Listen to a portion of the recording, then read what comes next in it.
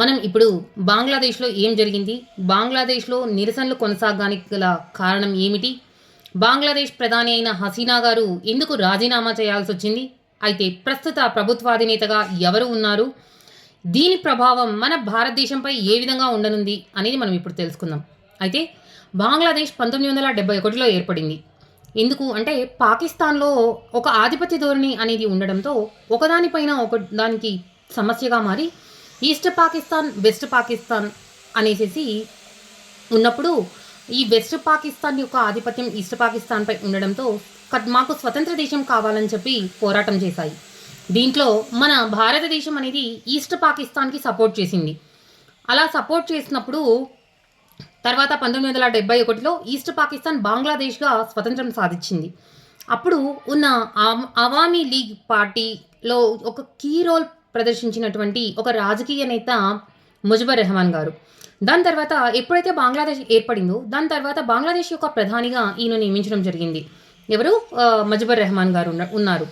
దీని తర్వాత ఏమైంది అంటే 1972లో ఈయన ఒక చట్టం తెచ్చారు. అసలు ఆ చట్టం ఏంటి అంటే ఫ్రీడమ్ ఫైటర్స్ ఎవరైతే ఫ్రీడమ్ ఫైటర్స్ ఇప్పుడు బంగ్లాదేశ్ ఏర్పడడానికి ఎంతమంది అయితే చనిపోయి ఉంటారో ఎవరెవరైతే పాల్గొని ఉంటారో ఆ ఫ్రీడమ్ ఫైటర్స్కి అందరికీ కూడా రిజర్వేషన్స్ వర్తించాలి అనేసి తెచ్చారనమాట. ఎప్పుడు 1972లో ఇటువంటి చట్టం తీసుకొని వచ్చారు.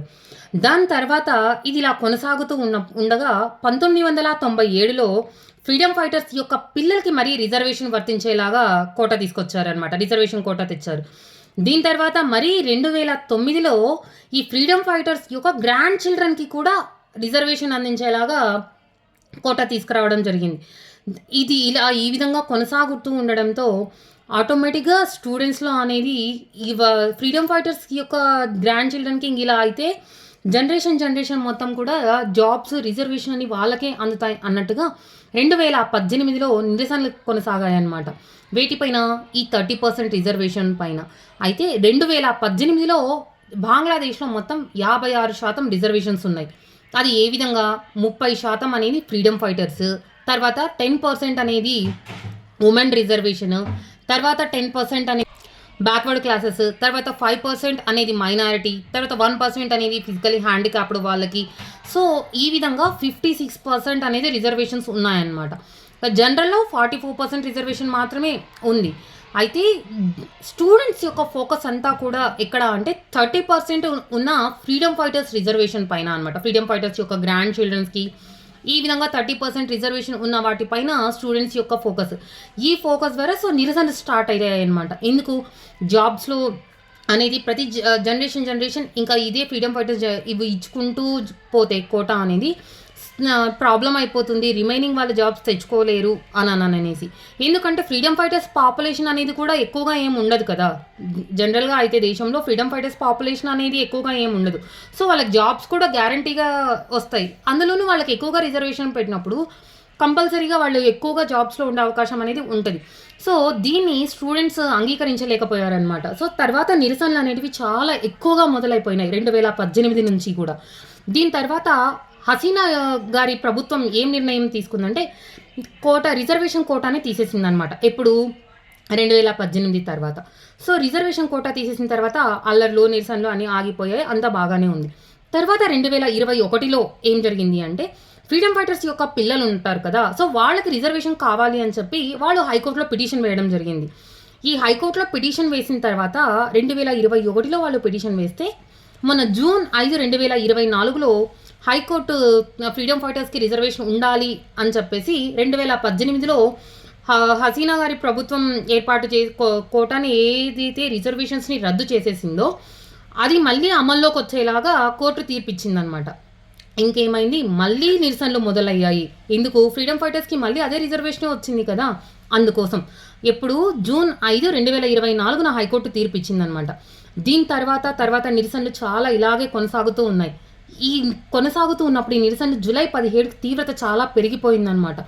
ఈ తీవ్రత పెరిగిపోయి ఉండడంతో తర్వాత బంగ్లాదేశ్ ఛాత్ర లీగ్ అనేది కూడా స్టూడెంట్స్ పైన ఒక అగైనిస్ట్గా వాళ్ళపైన దాడులు జరపడం అనేటువంటిది జరిగింది.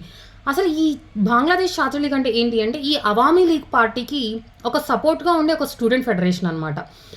వీళ్ళు ఏం చేస్తున్నారు, స్టూడెంట్స్ ఎవరైతే నిరసనలు చేస్తూ ఉన్నారో ఈ నిరసనలకు అగైనెస్ట్గా వాళ్ళపైన దాడులు చేయడం ఇలాంటివన్నీ జరిగాయి. సో దాని తర్వాత ఏమైతుంది, మరణాలు ఎక్కువగా జరిగాయి అనమాట. జూలై 17th అయిపోయింది, మరి జూలై 18th 35 మంది, మరి 19th 75 మెంబర్స్, ఇలా మరణాలు జరుగుతూ ఉండటంతో ఇంకా నిరసన చాలా ఎక్కువగా జరిగిపోతూ ఉంది. ఎందుకు అంటే నిరసన ఫస్ట్ పాజిటివ్గా ఉన్నప్పటికీ కూడా ఎప్పుడైతే మరణాలు అనేటివి తీవ్రత అనేది పెరిగిపోయిందో నిరసన తీవ్రత కూడా చాలా ఎక్కువగా పెరిగిపోయిందనమాట.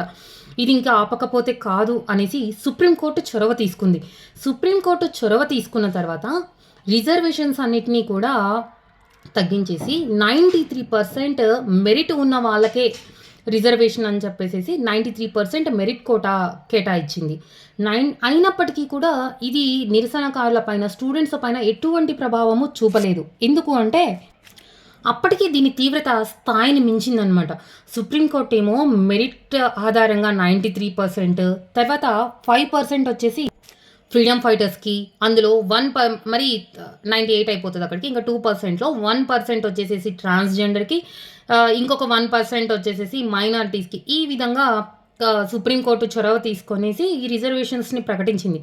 కానీ ఇది నిరసనకారుల పైన, స్టూడెంట్స్ పైన ఎటువంటి ప్రభావం కూడా చూపలేదు. దీనికి కారణం ఏంటంటే నిరసన స్థాయి అనేది చాలా వేరే లెవెల్కి వెళ్ళిపోయిందనమాట. ఈ మెరిట్ ఆధారంగా ఏదైతే గొడవ అనేది రిజర్వేషన్స్ కొరకు జరిగిందో ఈ రిజర్వేషన్స్ స్థాయి కాస్త హసీనా గారు రాజీనామా చెయ్యాలి అనే ధోరణికి తీసుకెళ్ళాయి. దీని తర్వాత ఉద్యమకారులందరూ కూడా రిజర్వేషన్స్ సుప్రీంకోర్టు ప్రకటించింది అనే దానిపైన దృష్టి పక్కన పెట్టేసేసి హసీనా గారు ఖచ్చితంగా రాజీనామా చేయాలి అనే దానిపైన ఎక్కువగా ఇది చేసి, తర్వాత అల్లరులు, చాలా వరకు మరణాలు జరిగాయి. 300 నుంచి 400 దాకా చనిపోయినారు, 100 మందికి గాయాలయ్యాయి. ఇంత తీవ్రత పెరిగిపోయిందనమాట. దీంతో ఆగస్టు 4న ఒక డెడ్ లైన్ లిస్ట్ డేగా కూడా, అంటే ప్రొటెస్ట్లో ఒక డెడ్ లిస్ట్ డేగా కూడా మిగిలిపోయింది ఆగస్టు 4న. సో దీని తీవ్రతని గమనించేసి బంగ్లాదేశ్ యొక్క ఆర్మీ అల్టిమేటం ప్రకటించింది. అల్టిమేటం జారీ చేయడంతో 45 నిమిషాలలోపే బంగ్లాదేశ్ ప్రధాని అయినటువంటి హసీనా గారు రాజీనామా చేయడం జరిగింది. తర్వాత రాజీనామా చేసి హుటాహుటిన ఇండియా బయలుదేరి వచ్చేశారు. అయినప్పటికీ కూడా అక్కడ నిరసనకారులు ఆ నిరసనని ఆపలేదు, ఉద్యమాలని ఆపలేదు. అది తీవ్రత చాలా పెరిగిపోయి ఎక్కడ చూసినా మంటలు, మరణాలు. తర్వాత హసీనా గారి ఇంటికి కూడా ముప్పు పెట్టేసి మంట పెట్టి అక్కడ కూడా చాలా ఘోరంగా చాలా ఘోరంగా ట్రీట్ చేశారనమాట. మొత్తం ఇల్లంతా చోరీ చేయడం కానీ ఇటువంటివన్నీ కూడా చేశారు. అయితే దీని తర్వాత మళ్ళీ మనకు వెంటనే ఇంక ఇప్పుడు ప్రధాని గారు రాజీనామా చేసేశారు. సో వెంటనే సైనిక పాలన, ఆర్మీ అనేది చేతుల్లోకి తీసేసుకుందనమాట. మొత్తం కంట్రీని అంతా కూడా ఆర్మీ చేతుల్లోకి వచ్చేసింది. సో ఆ సైనిక పాలన విధిస్తున్న ఆర్మీ జనరల్ ఎవరు అంటే వాకర్ ఉజ్ జమాన్ అనమాట. ఇంకా ఈయన సైనిక పాలన మొదలైంది బంగ్లాదేశ్లో. దీని తర్వాత మహమ్మద్ షహబుద్దీన్ గారు, అంటే ఈయన బంగ్లాదేశ్ యొక్క అధ్యక్షుడు అనమాట. బంగ్లాదేశ్ అధ్యక్షుడు వెంటనే పార్లమెంట్ని రద్దు చేసిన తర్వాత వెంటనే తాత్కాలిక ప్రధానిగా మహమ్మద్ యూనస్ అనే అతన్ని ప్రకటించడం జరిగింది, తాత్కాలిక ప్రభుత్వ అధినేతగా. సో ప్రస్తుతం బంగ్లాదేశ్ యొక్క ప్రభుత్వ అధినేతగా ఎవరున్నారు అంటే మహమ్మద్ యూనస్ అనమాట. ఈయన నోబెల్ బహుమతి గ్రహీత, బంగ్లాదేశ్ యొక్క నోబెల్ బహుమతి గ్రహీత అయినటువంటి మహమ్మద్ యూనస్ గారిని తాత్కాలిక ప్రభుత్వ అధినేతగా మహమ్మద్ షహబుద్దీన్ గారు నియమించారు.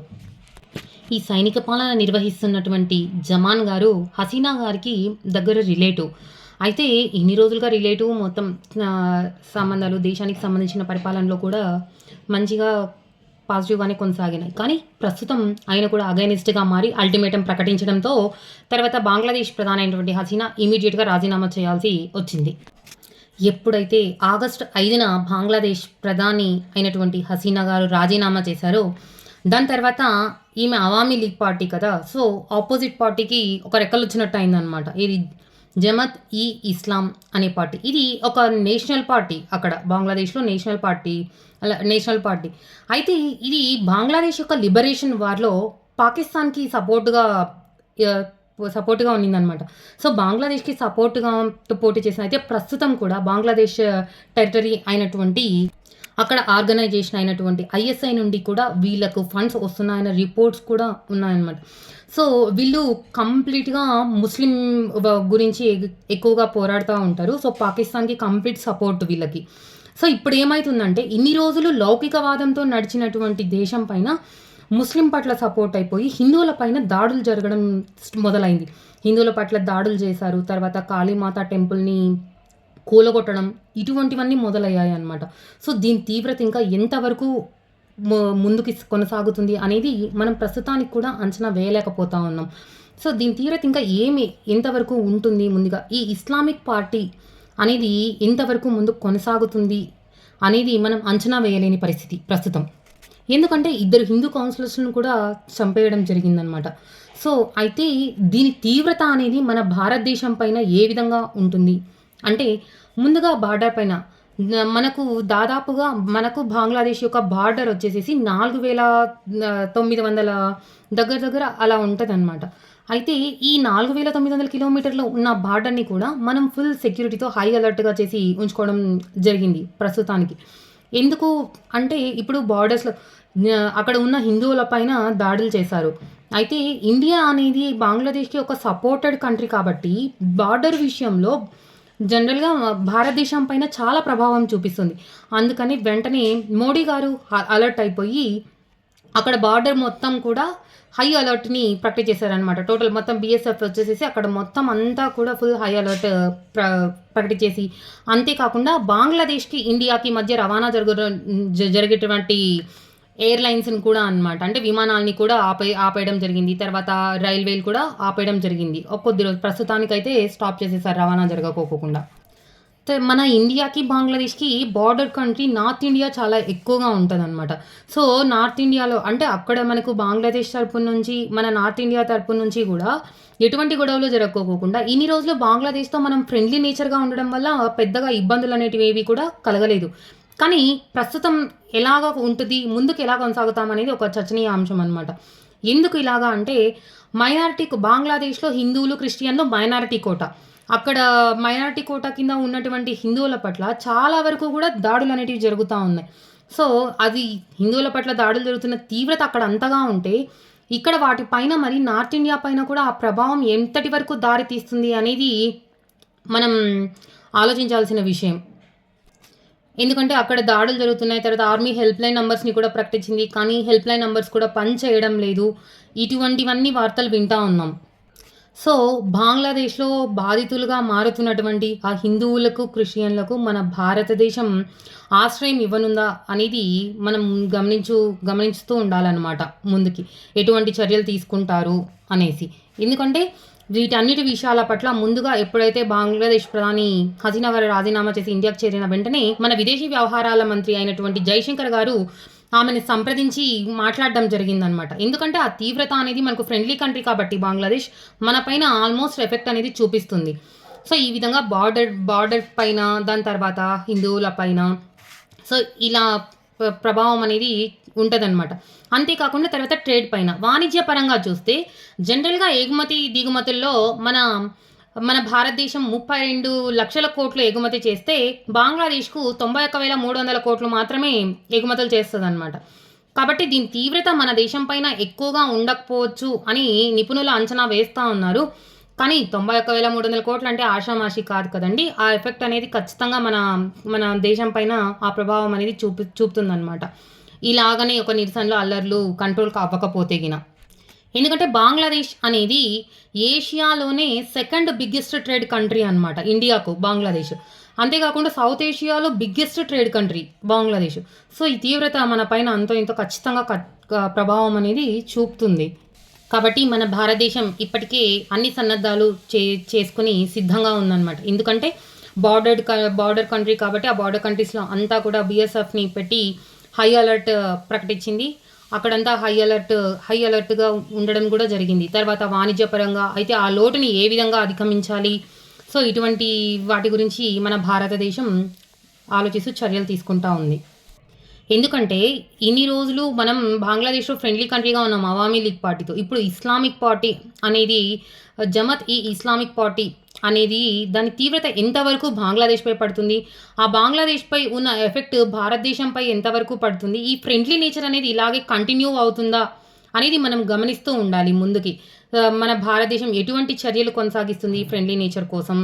తర్వాత ఎటువంటి ఏమంటారు ఆందోళన కూడా జరక్కోకోకుండా ముందుకి కొనసాగాలి కదా! ఎందుకంటే మనకు బంగ్లాదేశ్‌కి తీస్తా నది జలాల గురించి కూడా మనకు ఒప్పందాలు చేసుకోవాలనుకున్నాం. ఇంకా అది మనకి ఫైనల్‌గా ఇంకా ఏది కూడా నిర్ణయం తీసుకోలేదు కాబట్టి వాటిపైన కూడా ఎఫెక్ట్ పడే అవకాశం ఉందన్నమాట ఇప్పుడు. సో, వీటన్నిటిని కూడా మనం గమనించుకోవాలి.